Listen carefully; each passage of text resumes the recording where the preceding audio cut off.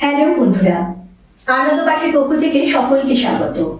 বিগত কয়েকটি পর্ব ধরে ধারাবাহিকভাবে রবীন্দ্রনাথ ঠাকুরের গুরু নাটকটির পাঠ ও আলোচনা চলেছিল এই চ্যানেলে। যেমনটা তোমাদের আগের দিন বলেছিলাম, আজকে এই নাটকের যে গানগুলি রয়েছে সেই গানগুলির অন্তর্নিহিত অর্থ ও তাৎপর্য ব্যাখ্যা করব বিস্তারিতভাবে। কারণ এই গানগুলি নাটকের অত্যন্ত গুরুত্বপূর্ণ অংশ এবং নাটকে তাদের এক বিশেষ ভূমিকা রয়েছে। তাই তোমাদের পরীক্ষার জন্য এই প্রশ্নটি কিন্তু খুব ইম্পর্টেন্ট। তাই এই গানগুলির অর্থ এবং তাৎপর্য বোঝা খুবই জরুরি। সেই সঙ্গে আরেকটি অনুরোধ করব, এই গানগুলি ভালো করে বোঝার জন্য তোমরা সম্পূর্ণ নাটকটি শুনে বা পড়ে নিও, তাহলে আরো ভালোভাবে উত্তরটি বুঝতে পারবে। চলে আসছি আজকের আলোচনায়।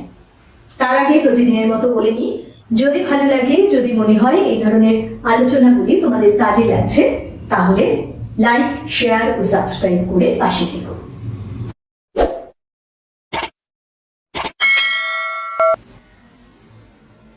রবীন্দ্রনাথ ঠাকুরের রূপক সাংকেতিক নাটক গুরুতে মোট 7টি গান রয়েছে। তার মধ্যে 3টি গান পঞ্চকের কণ্ঠে, 2টি গান জুনক দলের সমবেত কণ্ঠে, একটি দর্ভক দলের নাম গান এবং সব শেষের গানটি, যেটি জুনক ও দর্ভক দল গুরুকে প্রদক্ষিণ করতে করতে গাইছে। এই গানটি কিন্তু মূল নাটক যে অচলায়তন সেখানে ছিল না, এই নাটকে এই গুরুতে সংযোজিত হয়েছে। এবারে আমরা প্রথম গানটিতে যদি আসি, প্রথম গানটি 8টি চরণে বিভক্ত আর 4 ভাগে গানটি গাওয়া হয়েছে। গানটি হলো, তুমি ডাক দিয়েছ কোন সকালে কেউ তা জানে না, আমার মন যে কাঁদে আপন মনে কেউ তা মানে না, ফিরি আমি উদাস প্রাণে তাকাই সবার মুখের পানে, তোমার মতো এমন টানে কেউ তো টানে না, বেজে ওঠে পঞ্চমী স্বর কেঁপে ওঠে বন্ধ এ ঘর, বাহির হতে দুয়ারে কর কেউ তো হানে না, আকাশে কার ব্যাকুলতা বাতাস বহে কার বার্তা, এ পথে সেই গোপন কথা কেউ তো আনে না। গুরুর আসার সম্ভাবনায় পঞ্চকের মনের আনন্দ প্রকাশ পেয়েছে এই গানটির মধ্যে দিয়ে। দেখো, লাইন ধরে যদি গানটিকে একটু বুঝতে চেষ্টা করো, এই যে গুরুকে তো পঞ্চক দেখেনি, কোনোদিনও চেনেও না, তিনি তার কাছে পরম আকাঙ্ক্ষার প্রাণীর ধন। তিনি যে কখন ডাক দিয়েছেন তার হদিশ পঞ্চক কেন কেউ জানে না, তাই তার মন যেন কেঁদে বেড়ায়। কিন্তু অদেখা অচেনা সেই প্রিয়র মতো আর কেউ তো এমন করে টানে না। বাইরে থেকে কবে যে ডাক আসবে তার জন্যই অপেক্ষা করে পঞ্চক, যার আসার সম্ভাবনায় আকাশ বাতাস ব্যাকুল হয়ে উঠেছে। দ্বিতীয় গানটিও পঞ্চকের গাওয়া। অচলায়তনে সুভদ্রকে নিয়ে যখন চরম টানাপোড়েন চলছিল, সেই সময় পঞ্চক এই গানটি গায়। এই গানটিও গুরুকে আহ্বান করেই গাওয়া। জীর্ণ পুঁথি সর্বস্ব নিষ্প্রাণ জীবন থেকে মুক্তির আকাঙ্ক্ষা এখানেও যেন ঝরে পড়েছে। এখানে বরং তা আরো বেশি করে, তাই নৃত্য সহযোগে উদাত্ত কণ্ঠে এ গান গেয়েছে পঞ্চক। ওরে ওরে ওরে আমার মন মেতেছে তারে আজ থামায় কেড়ে, সে যে আকাশ পানে হাত পেতেছে তারে আজ নামায় কেড়ে, ওরে আমার মন মেতেছে আমারে মাথায় কেড়ে, ওরে ভাই নাচ রে ও ভাই নাচ রে, আজ ছাড়া পেয়ে বাঁচ রে, লাজ ভয় ঘুচিয়ে দে রে, তোরে আজ থামায় কেড়ে। এই গানটির ক্ষেত্রে আরেকটি কথা গুরুত্বপূর্ণ, সেটা হলো, দেখো এবারে পঞ্চক কিন্তু তার এই গানের সুরে তার বন্ধুদেরও মাতিয়ে দিয়েছে। তারা প্রথমে তার সঙ্গে যোগ দিতে না চাইলেও পরে জয়োত্তম, বিশ্বম্ভর এবং সঞ্জীব তার সঙ্গে এই নৃত্য গীতে যোগদান করেছিল। এই দুটি গানই নাটকের প্রথম দৃশ্যে গাওয়া হয়েছে। এর পরের গানটি অর্থাৎ তৃতীয় গানটি গাওয়া হয়েছে উন্মুক্ত প্রান্তরে, যখন পঞ্চক অচলায়তনের প্রাচীর ডিঙিয়ে জুনকদের পাড়ায় এসেছে। সে গেয়েছে, এ পথ গেছে কোনখানে গো কোনখানে, তাকে জানে তাকে জানে, কোন পাহাড়ের পাড়ে কোন সাগরের ধারে, কোন দুরাশার দিক পানে, তাকে জানে তাকে জানে, এ পথ দিয়ে কে আসে যায় কোনখানে, তা কে জানে, তা কে জানে। কেমন তার বাণী, কেমন হাসিখানি, যায় সে কাহার সন্ধানে, তা কে জানে, তা কে জানে। এমন খোলা পরিবেশে মুক্তির সন্ধানে যেন পঞ্চক বেরিয়েছে। গানটির মধ্যে দিয়েও তার সেই মুক্তির আনন্দই প্রকাশ পেয়েছে। যে পথের সন্ধান তার জানা নেই, যার আশার বার্তা সে পেয়েছে কিন্তু কোন পথে সে আসছে তা জানা নেই, তাকেই যেন উদ্দেশ্য করে এই গানটি গাওয়া। আর এই গানে তার পেছনে এসে জুনক দলের নৃত্য। এর পরের যে দুটি গান, সেই দুটি গান জুনকদের সমবেত কণ্ঠে। সহজ সরল ভাষায় বন্ধনহীন স্বাধীন জীবনের যে আনন্দ তাই প্রকাশ পেয়েছে এই গানগুলির মধ্যে দিয়ে। পঞ্চক যখন তাদের কাছে চাষ করার বৃত্তান্ত জানতে চায়, তখন তারা পঞ্চককে তাদের এই চাষ করার যে আনন্দ সেটা গানের মধ্যে দিয়ে বুঝিয়ে দিতে চায়।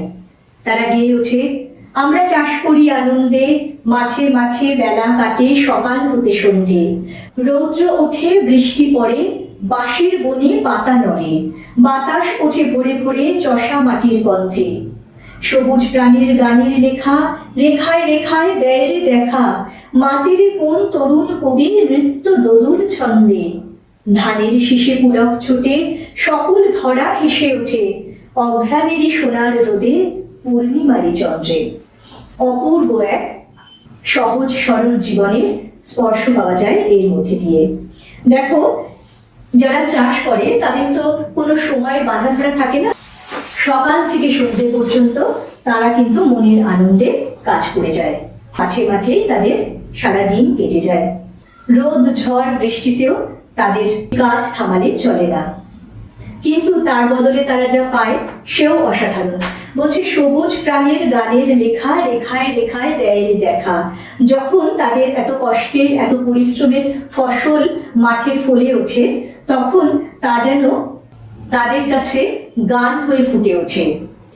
সেই ফসল যখন হাওয়ায় দুলে ওঠে, তখন যেন নৃত্যের ছন্দে তারা নেচে উঠছে বলে এদের মনে হয়। ধানের শীষে পুলক ছোটে, সকল ধরা হেসে ওঠে, অঘ্রাণেরই সোনার রোদে পূর্ণিমারি চন্দ্রে। রৌদ্রোজ্জ্বল দিনে আর জ্যোৎস্না মাখা রাতে ধানের শীষগুলি যে কি অপরূপ রূপ পায় তা এই শেষের দুটি লাইনে ফুটে উঠেছে। জুনকরা যখন নির্দ্বিধায় লোহার কাজ করে এবং লোহার কাজ করেও তাদের কোন রকম নিয়ম কানুনের বাধা মানতে হয় না একথা জানায়, তখন পঞ্চক একেবারে হতবাক হয়ে যায়।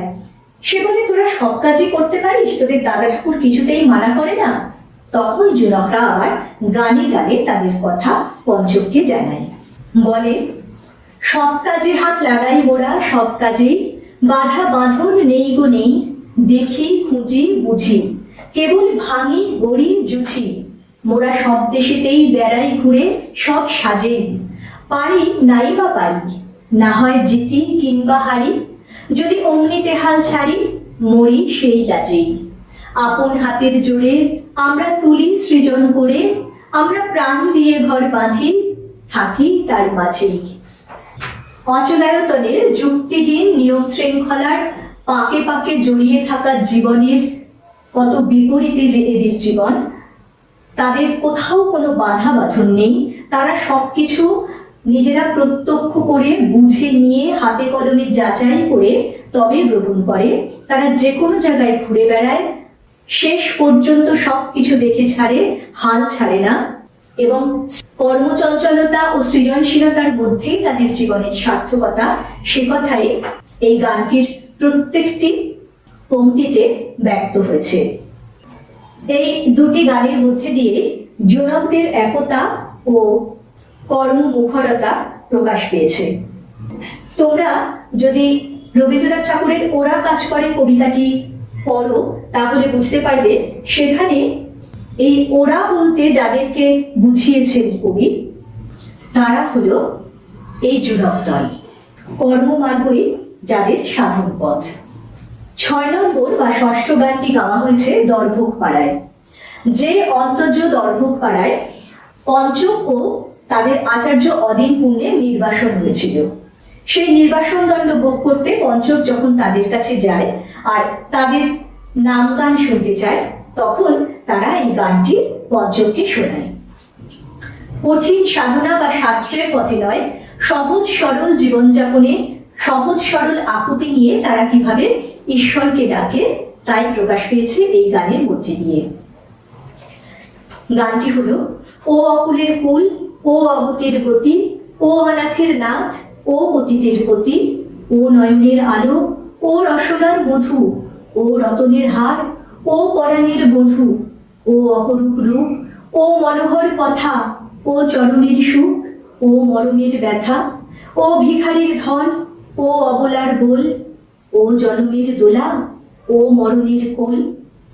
বুঝতেই পারছো, সরল ও অকৃত্রিম ভক্তির প্রকাশ এই গানটিতে, যা পঞ্চককেও একেবারে মোহিত করে দিয়েছিল। আর নাটকের একেবারে পরিসমাপ্তিতে একটি গান সংযোজিত হয়েছে। আগেই বলেছি যে গানটি মূল নাটক অচলায়তনে ছিল না। গুরুকে ঘিরে গাওয়া এই গানটিতে অংশগ্রহণ করেছিল জুনক এবং দর্পক দল। এটি আসলে গুরুর বন্দনা গীতি।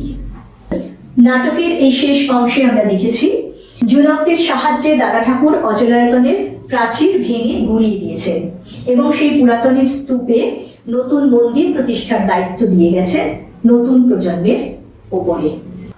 এই যে নতুন মন্দির প্রতিষ্ঠা হবে, বলা বাহুল্য তার কাণ্ডারি হলেন এই গুরু, যিনি জুনকদের দাদা ঠাকুর এবং দর্ভক দলের গোসাই। তাই জুনক ও দর্ভকরা গুরুকে ঘিরে এই গানটি গেয়েছে। বহু পরিচিত সেই গানটি হল: ভেঙেছে দুয়ার, এসেছো জ্যোতির্ময়, তোমারই হোক জয়। তিমির বিদার উদার অভ্যুদয়, তোমারই হোক জয়। হে বিজয়ী বীর, নবজীবনের প্রাতে, নবীন আশার খর্গ তোমার হাতে। জীর্ণ আবেশ কাটো সুকঠোর খাতে, বন্ধন হোক ক্ষয়, তোমারই হোক জয়। এসো দুঃসহ, এসো এসো নির্দয়, তোমারই হোক জয়।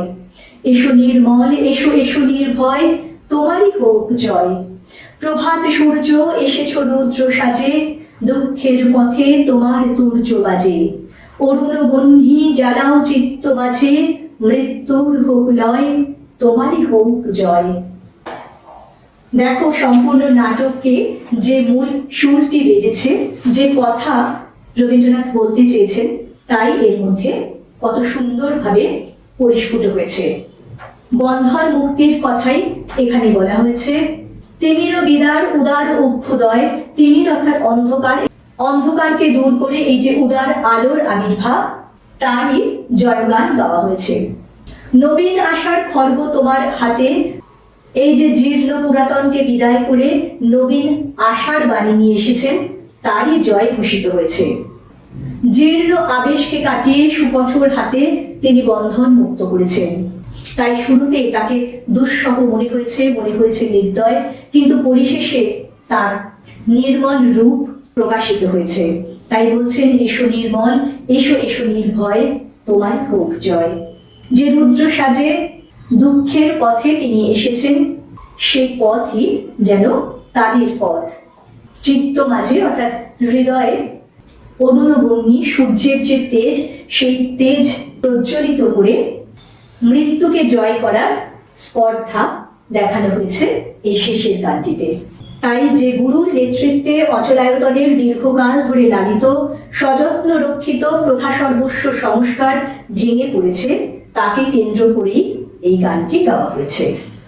এই 7টি গানের পুঙ্খানুপুঙ্খ আলোচনার পরে আমরা বলতে পারি, ঘটনার আবহ, চরিত্রের তাৎপর্য এবং নাট্য ব্যঞ্জনাকে সার্থক করে তুলতে গুরু নাটকের এই গানগুলি অত্যন্ত গুরুত্বপূর্ণ ভূমিকা নিয়েছে।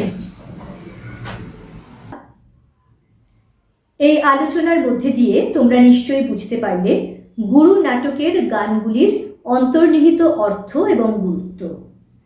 পরবর্তীকালে এই নাটকের অন্যান্য প্রশ্নোত্তরও নিয়ে আসব।